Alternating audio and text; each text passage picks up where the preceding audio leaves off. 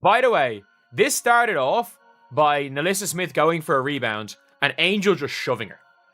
Just shoving her and then complaining to the refs. And by the way, I don't blame Angel Reese for, shoving people and expecting to get away with it. The referees have shown that you are allowed to shove people and get away with it. Like, that is a given.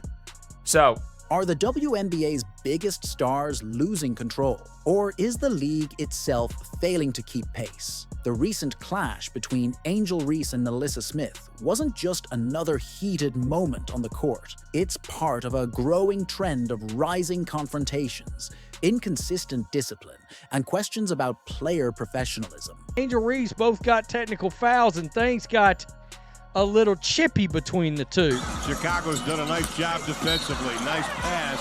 Right there. How did Dejournay hit that to Smith? That was in our line of sight. There wasn't any daylight. Yeah, the speed and accuracy of that pass. Now we got some chippiness.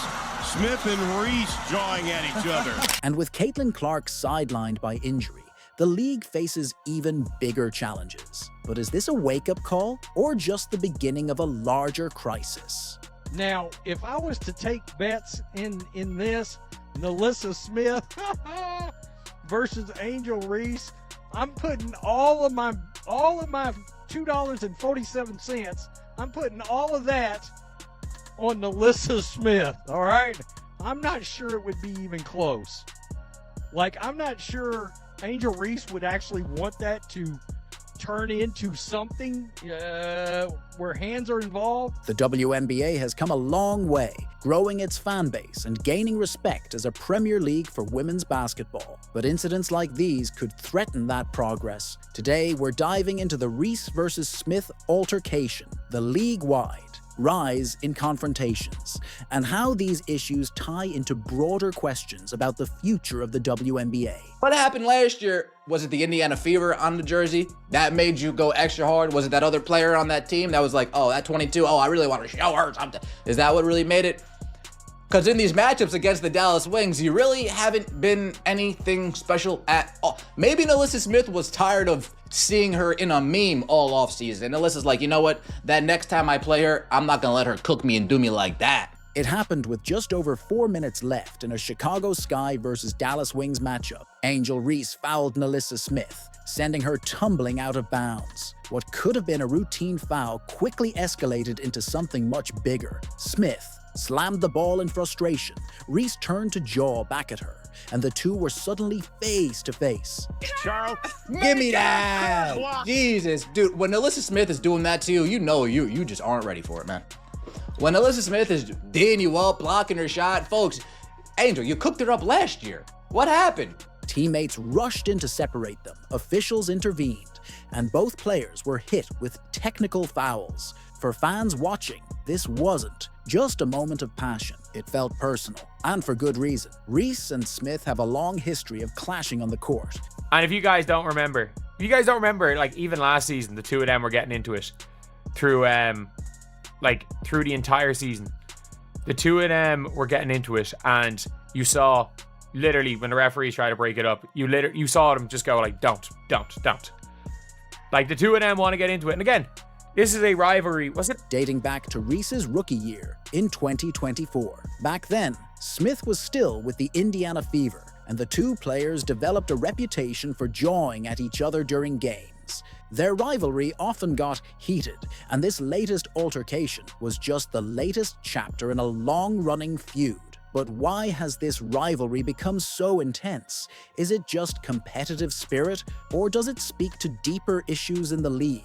Reese and Smith are both known for their fiery personalities, but many fans are starting to wonder, when does passion cross the line into unprofessionalism? What makes the Reese-Smith incident even more concerning is that it's far from an isolated case. Over the past few seasons, the WNBA has seen a noticeable rise in on-court confrontations, technical fouls, and escalating tensions between players. It's a trend that's raising eyebrows and serious questions about the league's ability to maintain its professional image.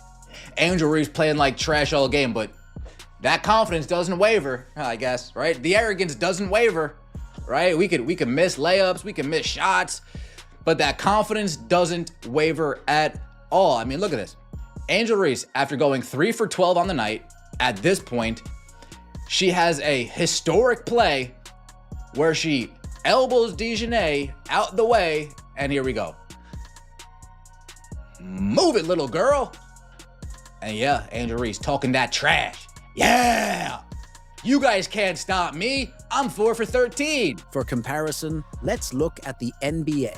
In the men's league, players face strict penalties for repeated technicals. Fouls. Reach 7 technicals in a season, and you're automatically suspended. Every 2 technicals after that bring further penalties. The system is designed to discourage players from losing their cool and ensure that the focus stays on the game. But in the WNBA, the consequences for similar behavior feel much lighter. Double technicals like the ones Reese and Smith received are often treated as little more than warnings. Without tougher penalties, players have little incentive to change their behavior. And as these confrontations become more frequent, the league's reputation is taking a hit. Then there's Caitlin Clark, the league's brightest star and arguably its most marketable player. Clark is currently sidelined with a quadriceps injury, and her absence couldn't come at a worse time. The Indiana Fever, who rely heavily on her leadership and scoring, have struggled without her. They've dropped key games and are slipping in the standing. So the WNBA might as well just name Caitlin Clark the MVP right now,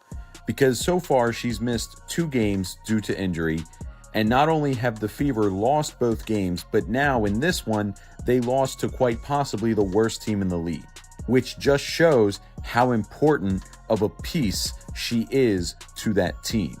She's averaging 19 points, 9 assists, and 6 rebounds a game this year in the 4 games she played. She is super important to that team, and it's proving it that she is the most valuable player on that team. Clark's injury isn't directly tied to the Reese-Smith altercation, but it's hard to ignore the timing. The league has become noticeably more physical in recent seasons, with harder fouls and more aggressive play becoming the norm. While Clark's injury was officially ruled a strain, fans and analysts alike are raising questions about whether the league is doing enough to protect its players. She's going to be out for a couple weeks. Let's see how viewership does in the 3 weeks that she's out.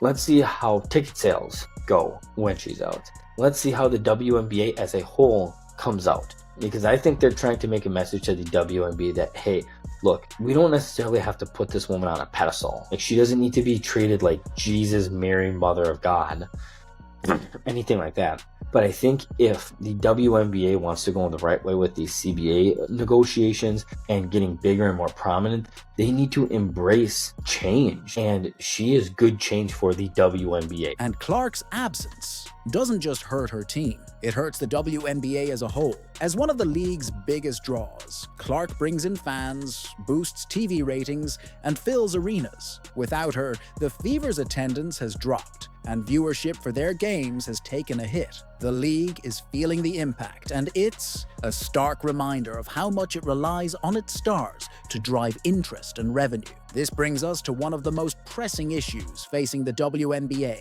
the contrast between players who handle adversity with professionalism and those who seem to thrive on creating drama. Caitlin Clark is a perfect example of the former. When she's faced criticism or controversy, she's responded with grace, focusing on her game and letting her performance speak for itself. Through your perspective on the flagrant foul, what was the point you were trying to make to her? It's just a good take foul, you know? If you either Angel gets wide open 2 points or, you know, we send him to the free throw line. Nothing malicious about it. It's just a good take foul. Every basketball player knows that. Even in heated moments, she's managed to keep her composure, setting an example for how professional athletes should conduct themselves. Then there's Angel Reese and Nalyssa Smith. Both are incredibly talented players, but their repeated confrontations and on-court antics have started to overshadow their skills. For some fans, this drama adds excitement to the game, but for others, it's a distraction, a sign that the league is losing sight of what really matters. WNBA refs off Craigslist because I don't know what's going on. So you mean to tell me Angel can not only grab and pull the girl down on her, no call, but then Boston got her hands straight up in the air, not doing nothing, and the other girl tangled up in her, and then Boston get called for the foul. It's obviously an agenda out on Indiana Fever. Even with Caitlyn sitting on the bench, they still doing this.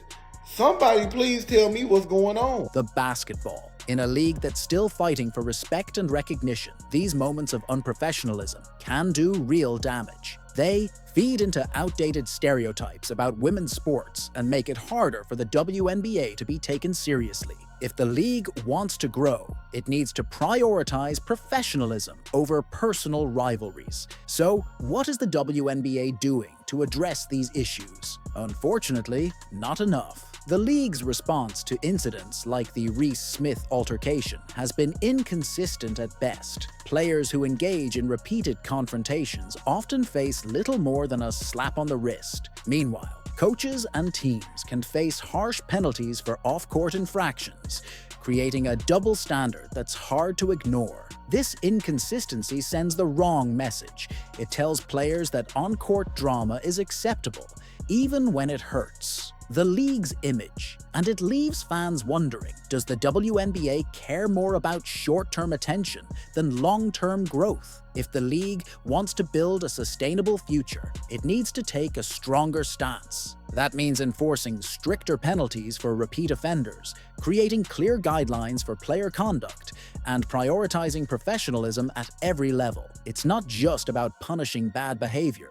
It's about setting a standard for what the WNBA wants to represent. At the end of the day, fans want to see great basketball. They come to games and tune in on TV to watch incredible athletes perform at the highest level. They want fast breaks, clutch shots, and moments of brilliance, not petty arguments and shoving matches. Every minute spent addressing player confrontations is a minute taken away from showcasing the remarkable talent in the league.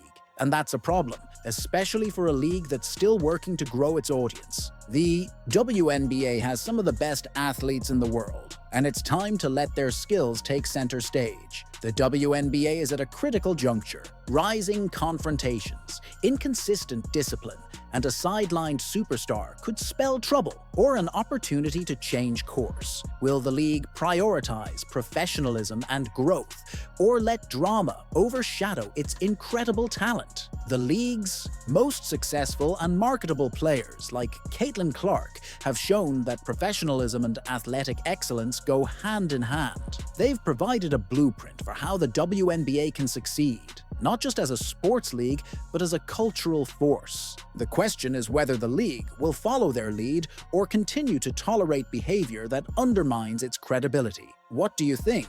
Is the WNBA doing enough to address these issues? Let us know in the comments, and don't forget to subscribe for more in-depth sports analysis. The future of women's basketball is at stake.